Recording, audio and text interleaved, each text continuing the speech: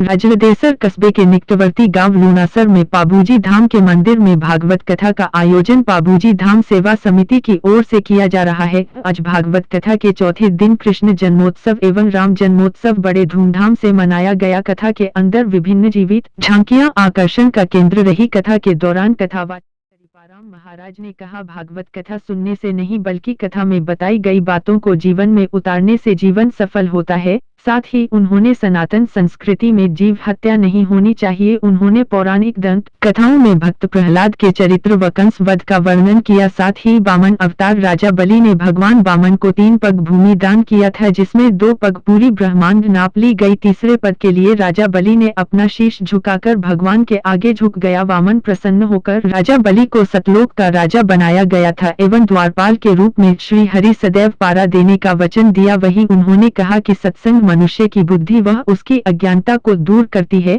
वाणी में सत्य का प्रसार करती है, मान सम्मान में वृद्धि करती है, पाप को दूर करती है, चित्त को प्रसन्न करती है। कथा के दौरान श्री कृष्ण के जन्मोत्सव से पूर्व के प्रसंग को विस्तार से सुनाकर भक्तों को भाव विभोर कर दिया। कथा में भक्तों ने नाचकर हाजिरी लगाई। कथा के दौरान करीपाराम जी महाराज ने राजाराम सीताराम अवध में राम घर आए, गोविंद बोलो हरि गोपाल बोलो आदि भजन सुनाकर पूरा पंडाल भक्तिमय कर दिया गया। आज की कथा में सर्वाधिक भीड़ देखने को मिली, जहां पंडाल छोटा पड़ गया। इससे पूर्व रात्रि को जगदीश महाराज द्वारा नानी बाई रो मायरो का वाचन किया गया, जिसमें नरसिंह मेहता की जीवन लीला के बारे में विस्तार से श्रद्धालुओं को बताया। कथा में आने वाले भक्तों के लिए खाने पीने की, बाहर से आने वाले यात्रियों की रहने की व्यवस्था एवं बसों की व्यवस्था निःशुल्क पाबूजी धाम सेवा समिति की ओर से की गई है। कल की कथा में नंद जन्मोत्सव साथ ही शिवेंद्र स्वरूप महाराज का प्रवचन का कार्यक्रम भी रखा गया है। आज की कथा में मुख्य यजमान पाबूजी धाम सेवा समिति के अध्यक्ष रघुवीर सिंह राठौर सहित अनेकों संख्या में श्रद्धालुगण व पाबूजी धाम सेवा समिति के सदस्य उपस्थित थे।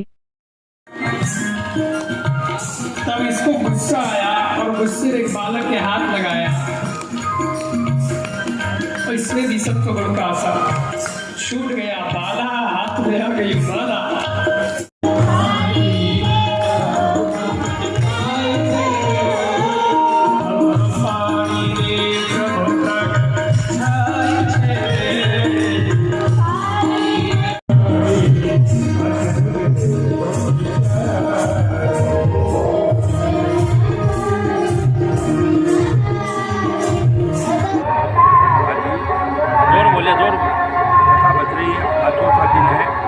करीपाराम जी के द्वारा कथा बताई जा रही है।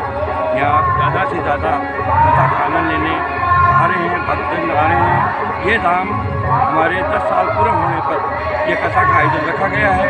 यहाँ जो भी भक्तजन आते हैं, अपना दुखिया लेके आते हैं, जो भी प्रकार की दुखी तकलीफ होती है वहाँ सब कटते हैं। यहाँ पर जो भी यहाँ अरदास आती है उनकी अरदास पूरी होती है।